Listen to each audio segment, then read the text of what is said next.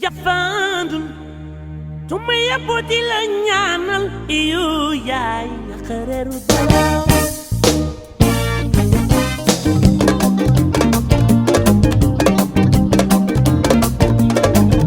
piki no bin yaay ramatu de kay na wando dong warulu tontu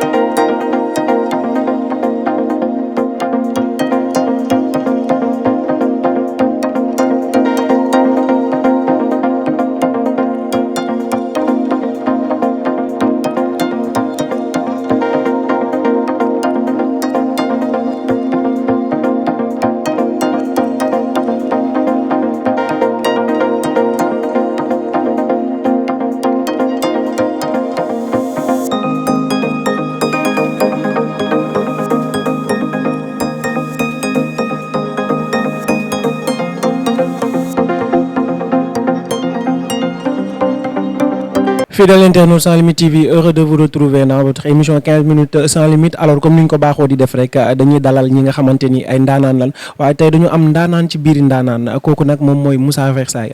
un grand styliste boo xamante ni il a beaucoup investi ci li nga xamante ni moom moo di mode bi ba tey jii nii révolutionné ko sax mën nañoo wax ci côté ñi nga xamante ni moom moo di jigéen ñi ndax mi ngi bàyyi ko fee nga xamante ni moom moo di États-Unis ñëw indi ko fii daatu ñu koy imposer ba sénégalais yëpp daati taamu li nga xamante ni moom moo di loxo moom laa dalal tey nag sama plateau ñu fas yéene waxtaan ci li nga xamante ni moom moo di jaar-jaaram fële nga xamante ni moom moo di États-Unis nekk ba mu fa nekkee woon dem ba toll fenn fi daati ñëw fii nii Sénégal ubbi fi li nga xamante ni moom moo di boutique ba tey ñu fekk ko villam bi nga xamante ni moom moo di Mbour kër gi moom macha allah dafa mel ni palais présidentiel sax la ñu nekk waaye loolu noonu yëpp dinañ ci ñëw dañ koy daal di tàllal micro bi rek dalal ko suñu plateau fas yéene waxtaan ak moom Moussa ñu ngi lay nuyu di la ziar di la dalal bu baax a baax ci Sans Limites TV. maa lay nuyu di nuyu sa Sans Limites auditeur Sans Limites TV ñëpp di ziar ñëpp di leen dalal ak jàmm. macha allah ñoo ngi kontaan ci dalal bu baax a baax xaaral ma gën a poussi sax na xam naa ne tàllal micro bi dafay xaw a métti ndax li ñu war a waxtaanee dafa nar a bari tey Moussa ñu ñëw tuuti rek ci sa parcours ci li nga xamante ni moom moo di sa jaar-jaar bi ngay jàng ba jugee Sénégal dem fële nga xamante ni moom moo di États-Unis. waaw en fait fii laa juddoo Sénégal Thiaroye-sur-Mer un jeune de la banlieue jàngee CM Grand Yoff sama collège foofu dem de la Fosse nekk fa mix. jóge de la Fosse dem université pour 2 ans en faculté de droit foofu nag après 2 ans la décidé par rapport ak sama papa ñu décidé damay dem continuer aux États-Unis mes études voilà. continuer aux États-Unis li nga xamante ni moom moo di say études Moussa ngay yëngu ci li nga xamante ni moom moo di mode yaakaar naa lu vaste la. dafa bari li nga xamante ni mën nañu culture la sax culture mode ak yëpp ci la nekk Moussa di ci def li nga xamante ni moom moo di stylisme maanaam di ñëw ay robe haute couture moderne yi nga xamante ni xale yi moom moo nekk tendance léegi d'où vient l'idée nan nga def ba dugg ci. waaw mais moi je dirais toujours que par accident la quoi la duggee ci fashion bi sama bi objectif ba may jógee Sénégal moo continuer droit bu ma doon def droit international. mais ba ma demee yàlla décidé ko autrement sama destin feneen la nekkoon voilà ba ma eggee à New York fallait que ma liggéey fallait que ma taxaw débrouiller wu pour pouvoir survivre quoi. donc benn jour ma dem Manhattan seet sama benn xarit Thierno Anne maa ngi koy nuyu au passage ba ma demee seeti ko mu fekk foofu muy liggéey patron am gis ma fu mu doon liggéey nag village lañ ko doon oowee ko su bëgg a sañse bu rafet dàll yu rafet ay accessoires yu rafet fa ngay dem le village de Manhattan ma fa doon liggéeyee mu doon liggéey compagnie bu nekk en face Versailles patron bu mu ko gisee nag mu ne ma dafa bëgg mu liggéeyal ko après pour que ça bi gàtt mu commencé di ko liggéey ba mu commencé di ko liggéey mu commencé au bas bord de l'échelon di garder mu jël ma ma yow tu peux vendre vraiment am nga don di wax ak nit ñi mu commencé di jaay mu dem ba nekk general manager si boutique bi mooy après moom man maa fa nekk man maay gérer yëpp quoi tout ce qui s'est passé là-bas par rapport dem jëli tissu yi même création bi des fois mu dem ba séddale moo ko moo koy def avec l'équipe qui est là-bas léegi ba mu demee de voir man je suis quelqu'un qui est très insatiable mooy dama bëgg chaque fois dem fu gën a sori quoi waaw loolu ma gis ko ma ne ko franchement ça fait des années maa ngi lay liggéeyal c'est vrai que ni mënatuma sori fii yow sama patron ngay nekk si suuf lay liggéeyee donc les temps que ma dama sama bopp mu ne ma non comme loolu la je préfère nga xaar man je suis prêt à te vendre la compagnie Versailles jaay la ko après man je vais prendre la retraite yow nga jël relève bi ma ne ko ok comme loolu da am benn problème il m'a proposé une somme d'argent lu ma dajale woon ak lu ma amoon Sénégal lu ma am yëpp ma déployé wu j'ai remis l'argent ñu signé contrat bi mu jaay ma la boutique Versailles. est-ce que c'était facile maanaam li nga xamante ne moom mooy début bi maanaam sa dugg ci biir mode bi. non c'était pas facile du tout c'était pas facile surtout ba ma demee ni dama bëgg a jël compagnie bi dama ko bëgg a jënd parce que je suis allé voir les banques mais mu nekk un Africain un noir un jeune et puis moi je m'habille pas xam nga costard affaire yi en général jean lay sol t-shirt et voilà donc chaque fois su ma demee j'avais l'impression qu'il y avait un préjugé que il me prenait pas au sérieux quoi. Voilà, il me prenait pas au sérieux. moo tax ma góorgóorlu j'ai pris de mes propres fonds ak film amoon Sénégal yëpp ma dajale ko noonu laa demee ba dem ça c'est déjà un obstacle le fait que ma nekk jeune le fait que ma nekk noir le fait que ma am accent que su may làkk anglais ils savent que juddoo ma foofu quoi donc c'était très très difficile mais liggéey rek gëm sama bopp ñefe ba yàlla ubbil yàlla bu mayee yëpp ubbil ma wërsëg et puis voilà quoi Versailles depuis 20 ans ñu ngi si di sant yàlla bu baax a baax. depuis 20 ans yaa ngi ci nga nekk fële nga xamante ni moom mooy États-Unis comme ni ma koy waxee sànq pourquoi attendre maanaam si longtemps pour ñëw Sénégal samp fi li nga xamante ni moom moo ci boutique Moussa Versailles. ah mais lu jot yomb c'est pas évident de créer une entreprise déjà c'est pas évident ma jël entreprise boobu ba mu stable waaw déjà waaw xam nga maanaam la nekkoon léegi ba ma ko jëndee je me suis dit que boutique bi dafa tuuti woon. Et comme je le dis souvent par exemple artistes yu mag yi suñu ñëwee un Lil Kim su ñëwee son entourage ay 14-15 personnes la garde du corps yeeg make-up artiste beeg ak xarit yeeg donc dañuy ñëw dañuy obligé tëj boutique bi et ça me plaisait pas beaucoup le fait que ñuy tëj parce que ñoom ñëw nañu et le fait que dañu am espace boo xam ne dañu mën a toog gën a yàgg sax nekk à l'aise donc je voulais quelque chose de plus grand léegi je me suis dit que je vais déplacer la boutique complètement. Les gens au début me prenaient comme I'm crazy, you know. Tu as une boutique qui est à Manhattan qui marche bien, pourquoi nga koy tëj di ko yóbbu feneen mais j'avais une vision xamoon naa lu ma bëgg xam naa te je voulais plus que ça bëgguma woon espace bu ndaw boobu rek ma waxtaan seeg ay nit ñu ma xam Jay-Z un des personnes que j'en ai parlé par boobu mu ne day dafa jënd si Brooklyn Nets bi daf si am share une partie quoi ils vont construire un stadium bu mag dañu bëgg changer visage Brooklyn complètement et parfaitement il avait raison. ma déglu ko si conseiller je suis allé là-bas déménager boutique bi j'ai pris place bu gën a rëy toj ko defaraat ko j'ai mis du marbre des chandeliers xam nga defaat ko complètement délocaliser ko te là je regrette pas parce que foofu léegi moom mooy le the hardest spot in New York City mooy partie boo xam ne moo gën a nekk en développement en New York c'est en face du Barclays Center c'est la porte de Brooklyn et Manhattan donc voilà di sant yàlla bu baax si geste boobu. Et voilà quoi loolu la. mais Moussa d'où vient le link avec les célébrités internationaux parce que tey c'est pas évident nga gis un Sénégalais un jeune surtout Sénégalais nekk à l'étranger di jàng ba sóobu ci li nga xamante ni moom moo ji wàllu mode tey ñu gis la nga travailler avec pas mal de célébrités yoo xamante ni yaakaar naa elles sont reconnues mondial ki nga xamante ni moom moo di Beyoncé sol na li nga xamante ni moom mooy say article ki nga xamante ni moom moo di Cardi B aussi ak ñeneen ak ñeneen ba ci ay télé-réalité sax am na ñoo xam ni yaa leen di defal li nga xamante ni moom moo di sponsorisé pour ñuy sol say tenue d'où vient le link.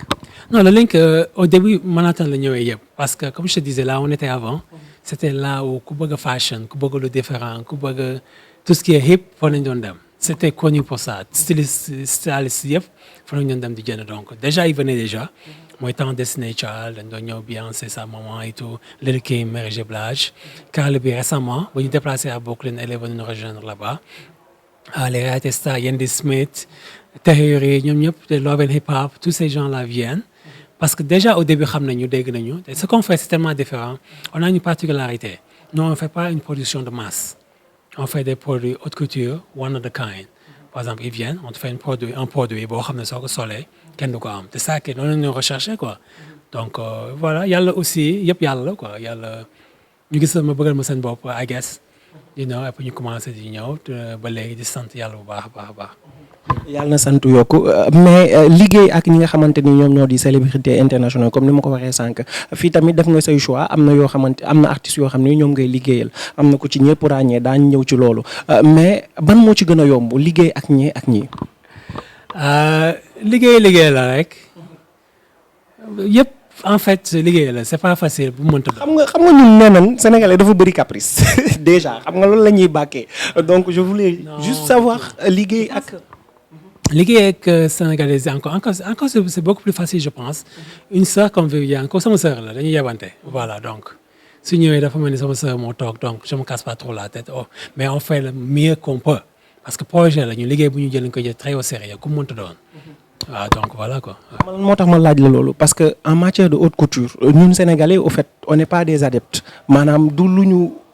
bëgg carrément je peux dire wala loo xamante ni miin nañ ko carrément donc du coup des fois ñu gis leen ngeen def yenn création yu extraordinaire yoo xamante ni daf ñuy jaaxal de sorte que on se dit même que ni est-ce que lii sénégalais war na ko sol wala je sais pas des trucs comme ça moo tax may laajte est-ce que liggéey ak ak sénégalais yi ban moo ci gën a facile. Je pense que liggéey ak sénégalais ñu mën artiste yu ma liggéeyandoo so far moo gën a facile. moo gën a facile waaw. léegi pourquoi le choix sur Viviane.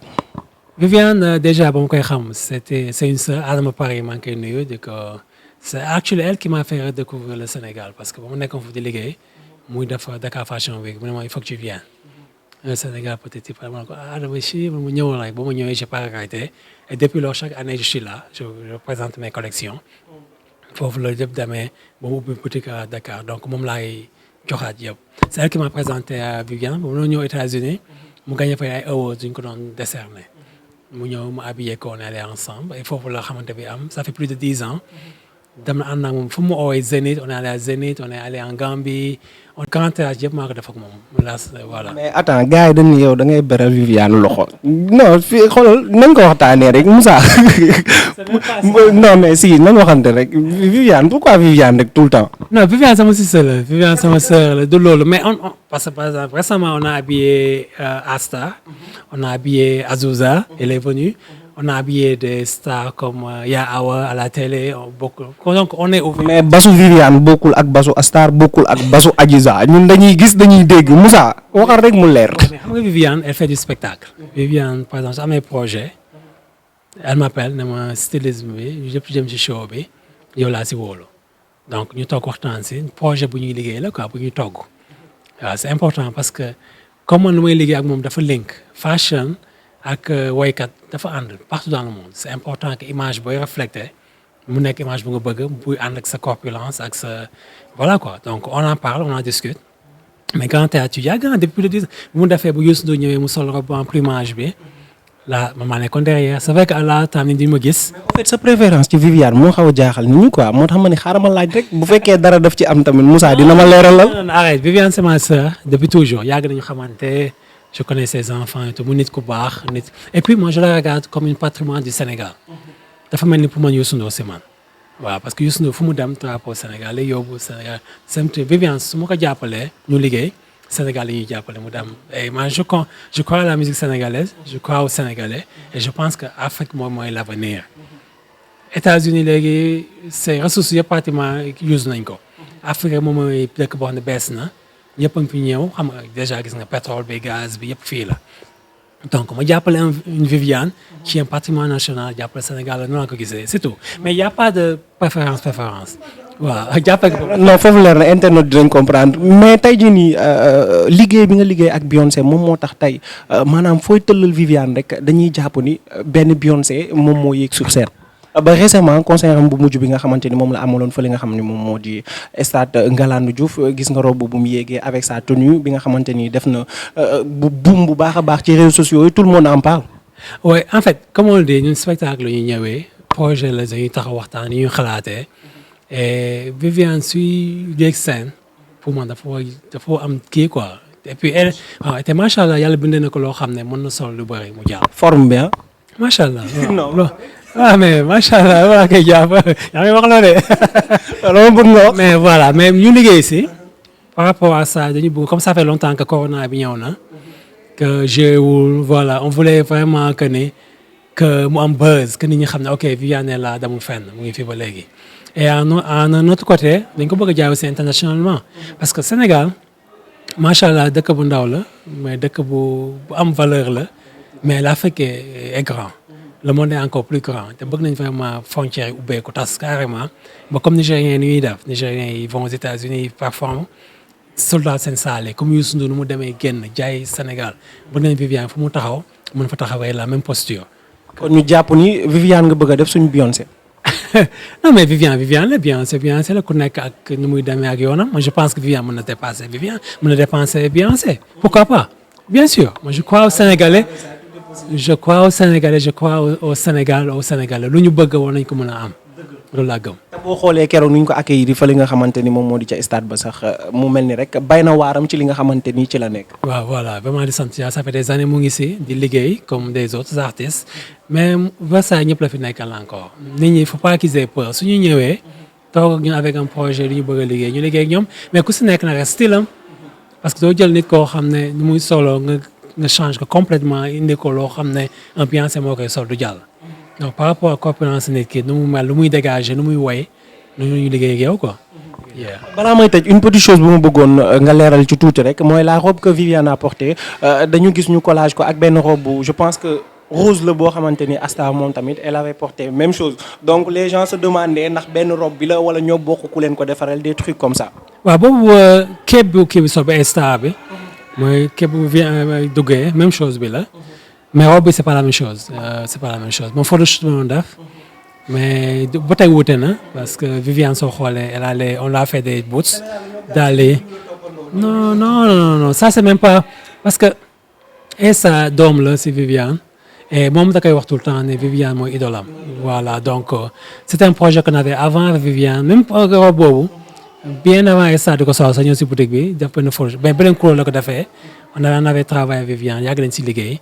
donc c'est une robe qui est différente c'est vrai que plumage benn la couleur yi bokkul mais robe bi si boppam bokkul te soo gisee Viviane moo ko c'est tout parce que dafa sol boots yi daal yi ñu ko defee spécialement pour mu ànd ak robe bi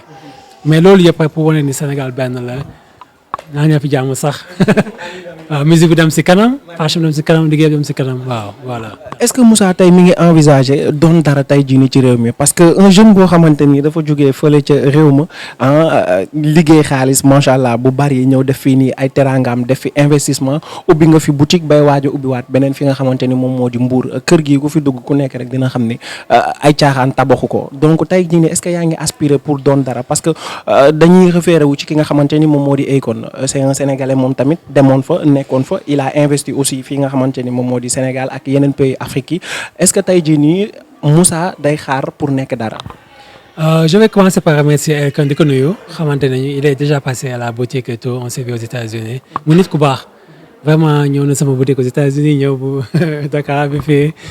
te di liggéey vraiment ak son projet Lightning bi di def lu am solo Sénégal et lu ma ko gisee mooy ku nekk su indee pierre am Akon indi pierre am Sadio Mané rafet lu mu def aussi vraiment c'est un gars qui est vraiment exceptionnel am na ñu bëri xam naa ñu koy def dans l'ombre aussi voilà Gorgui Sy Dieng il y a beaucoup de gens yu ma xam ñu ngi koy def dans l'ombre dañu bëgg wax bi coow bi jóg mais suñ si jàppee ñu ñëpp Sénégal war na mën a dem j'ai fait ça nag soo gisee ma def interview bi ñu may laaj je peux le faire pendant des années ma ne dinaa dalal ñu sama kër dama bëgg gars yi nekk à l'étranger mes amis les gens de la diaspora nañu ñëw Sénégal suñu Sénégal l'Afrique c'est notre Afrique tubaab bi ñu ko defal chinois bi ñu ko defal ku fi ñëw intérêt moo ko fi indi ñun nag on est là d'ici nañu ñëw bañ a ragal investir état bi nag jàppale si ñu jàppale ñu ku mënta doon ku mën a nekk au pouvoir mu jàppale les jeunes qui sont dans la diaspora bëgg a liggéey ñu soutenir leen ñu liggéey waaw vraiment ñëw na j'ai apporté ma petite pierre ubbi naa boutique j'ai des gens qui travaillent avec moi j'ai amené une équipe bu entraîner par exemple les tailleurs qui sont là qui travaillent avec moi formé leen si ñu ngi liggéey macha allah on a même des produits qui partent maintenant du Sénégal dem aux États-Unis te loolu sant yàlla loolu ñu bëgg te keneen su ñëwee keneen ñëw incha allah dëkk mën ñu bàyyi yëpp rek jox ko état bi état mënul yëpp c'est pas possible. je suis apolitique je dis carrément man j'ai des amis sens bu nekk am naa xarit yoo xam ne ñu ngi opposition am xarit j'ai même des parents de la famille yoo xam ne ñu ngi si gouvernement bi je fais pas de la politique defuma fii defuma faa. ku ma xam aux États-Unis communauté sénégalaise xam nañu man politique uma voilà donc mais nag fu ma sénégalais soxla ma damay jóg loolu ñëpp nañu ma ko seedal foofu maa ngi sant yàlla defuma politique dama bëgg lu ma bëgg mooy liggéey moi je apporte ma petite pierre modestement lu mu tuuti sama dëkk du ma mën a def naa ko indi taf ko fii samp ko fii wan ko en image lii soo gisee ma invité leen te juste aussi j'ai beaucoup hésité vraiment sama frère bi Badara maa ngi koy nuyu Badara Diouf sama frère sama gars yi vraiment j'ai beaucoup hésité ñoom doy demandé conseil est-ce que war naa ubbeeku nii quoi parce que là c'est mon petit coin quoi vraiment yàgg naa ko am mais kenn xamuma lu bëri mais ils m'ont dit que il faut le faire objectif bi mooy pour que les gens qui sont à l'étranger xam ne ni Sénégal ils peuvent avoir lu fa nekk mën nañ ko am fii kër yu rafetee foofu mën nañ ko am fii oto yu rafetee mën nañ ko indi fii mën nañ investir fii mën nañ tabax fii des entreprises embauché suñu kay ñu liggéey suñu dëkk développé ko ba ni ñu ñëwee dañu mën a toog loolu ñu bëgg naa ne si ñëpp ñëw jàpp si Sénégal jëm si kanam mais duma politique de bàyyi leen. tey ban conseil ngay apporter jeunes yi surtout moment bi nga xamante ni ñoo ngi doon quitter Dakar di ñëw fii gis nga ñi nga xamante ni ñoo génn ci mbedd mi uniquement pour jug rek manifester wu le 23 juin maanaam opposé au 3e mandat bi nga xamante ni le président Macky Sall mi ngi koy laaj mu mel ni rek ndaw yi takku nañ ba dëgër instant yi rek pour bañ li nga xamante ni moom moo ci loolu ana yan kàddu nga yëkkati ci loolu. waaw mais man lu ma siy yëkkati rek mooy ce qui est important mooy. foog ñu jiit xam na ne aussi que opposition pour une démocratie saine foog mu am opposition bi free speech ñu koy wax aux États-Unis is an essential part of the democracy soo jàngee dañ lay wax démocratie nit ki mën na am sañ-sañ wax lu mu bëgg a wax dañ ko war a may mais kuy wax aussi mu xam lu muy wax par rapport bañ a yàq bañ a def dara dañu may jeunes yi ñu exprimer wu c'est important ñu wax fu ñu bëgg réew bi jëm mag yi mën leen encadrer ñu dem si jàmm ak salaam et puis ñu bàyyi di ñu exprimer wu quoi moi c'est ça qui me fait un peu mal mooy suñu bëggee protester on est à qu'à les encadrer macha allah am nañ police bu baax police bu xarañ professionnel ñu encadrer leen def lu ñuy wax ñuy wax dem élection si ñëwee ku nekk jël cartam ku population bi ñu jaar ko yoon nag te ku population bi décidé ne kii la ñu bëgg ñëpp accepter ko ñu continuer liggéey delluwaat liggéey mais politique boo xam ne c'est 1 an sur 1 an. waaw mais kañ la ñuy liggéey en fait kañ la ñuy commencer liggéey mais nañu bàyyi xel xale yi parce que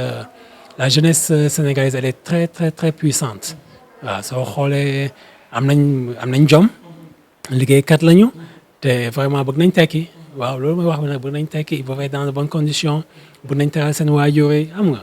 na leen si ñu jiit am yërmande tuuti rek comprendre leen may leen possibilité ñu voilà emploi bi ñun sama genre moo tax ñu def lu ñu mën. waaw vraiment amuñu pouvoir état on n'est pas des milliardaires mais lu ñu am as tuut ñu ngi indi suñu dëkk pour jéem a créer même si c'est 2-3 emplois nga créer dara la koo xam ne su demee këram na ko yóbbu loolu yëpp dara la su ñëpp jàppee daal incha allah ñaan yàlla jàmm sax Sénégal fii quoi ñu Sénégal la ñu am voilà. merci beaucoup ñoo ngi lay jaajëfal bu baax a baax fidèles internautes sans limite di leen joxaat dig daje beneen numéro ak beneen daanaan d'ici là portez-vous bien et restez sur Sans Limites TV. Tuma yabo di la ñaanal iyo yaay xareeru dalaw